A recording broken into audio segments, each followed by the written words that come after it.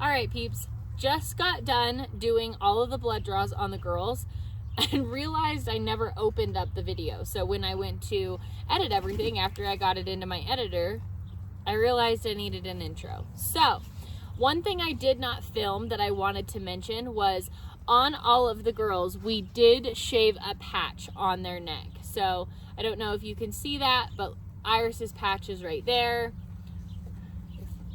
Lila's patch is right there. So we shaved a patch on their neck. That is just so that I can see really well on whatever side I decide to stick the vein that is running up the other.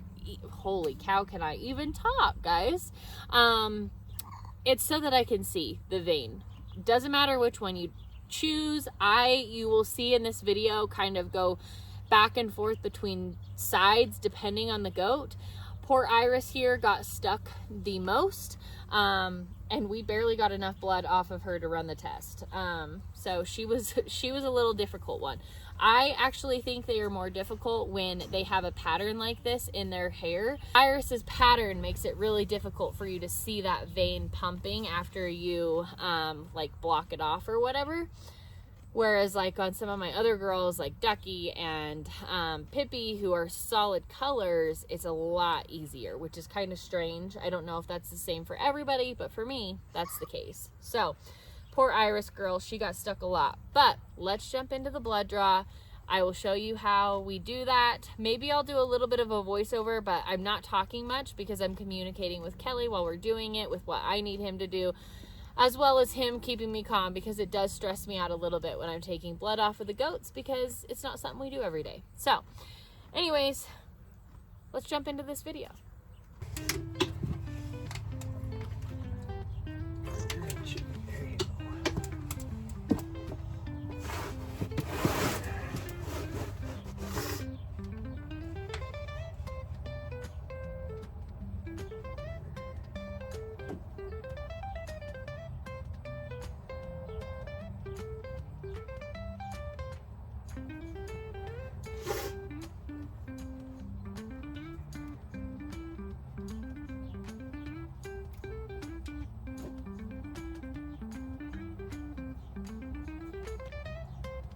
Work.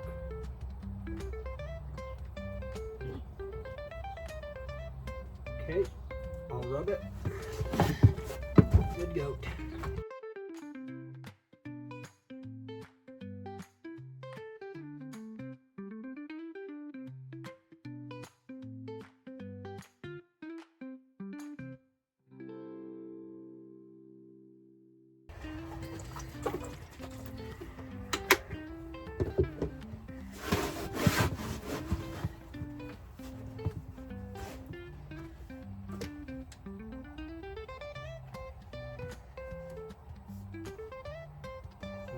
I think we're looking at this right.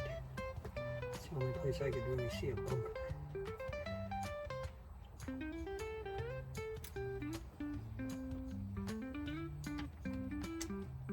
Good job.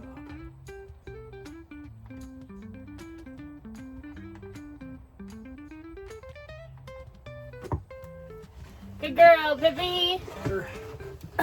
Good job, Pip. Pippi was the first goat that I ever did my first blood draw on. Did you know that? He said probably one of the easiest ones we just did. Pippi was the very first. Millie was like, "Okay, I showed you one. You want to do it?" I was like, "Well, if I'm gonna learn, we might as well make it Pippi. I've had to learn everything else on that goat." Half a needle, remember? Good job. Good job, Lila. Is she done? Yeah, she's done.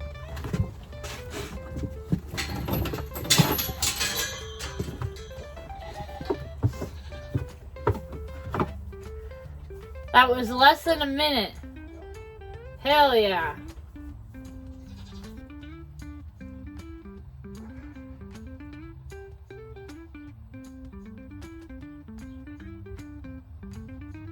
That's something.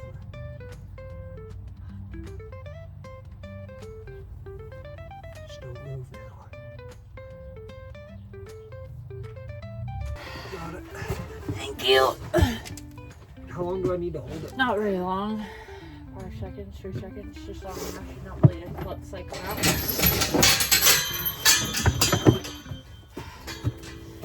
Alright. Okay, peeps, so once you have your blood, the next part of having everything done is sending it in.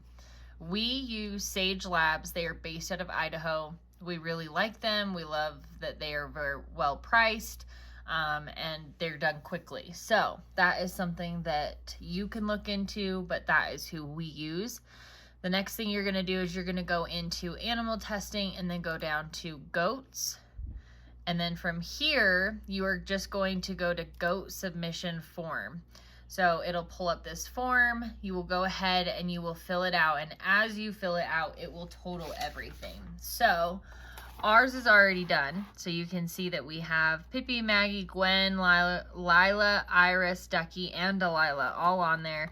And we are going to do our annual testing of the CAE, the CL, and the Johns test. So all of that totals itself as you go, and then that way you know how much you need to either send in a check or how much you need to get on and prepay online for. So that is that part of it. The next thing that you're going to do is decide how you are going to ship it. So you're going to go to shipping instructions. We always ship with USPS, so you will follow these instructions right here if you are going to ship USPS, or if you're going to ship FedEx or UPS, you have different instructions right here. So with our instructions, the one thing that you are going to do is on your box, you are going to put, let's reposition you guys. So on your box, you're going to put exempt animal specimen on 2 sides of it. And then you are also going to print out a caution biohazard sign that you are going to put inside your box with your samples. Then you're also going to need to add waterproof ice packs so that you can ship it cold. You'll want to do a shipping that gets there within 48 hours, and make sure that you are checking all of the different things such as holidays and their days off so that it doesn't get there on a day that they can't accept it.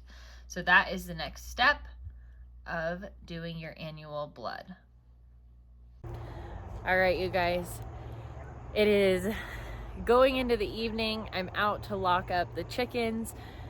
Some of the girls are still over there grazing because they know I'm not actually here for them. The other ones have made their way over because they think they're getting a treat, which they are going to get a treat because they were so good for these blood draws today. Patient with me, patient with Kelly, who they have a love-hate relationship with Kelly, you know, like they don't ever see him, so it's like kind of a stranger danger thing. So anyways, they did great. I hope you guys enjoyed this video. I hope that it was informative and it helped. If you have any questions, please feel free to leave them in the comments below and I will be happy to answer those. But yeah, hope you guys have a wonderful night, and until next time, bye.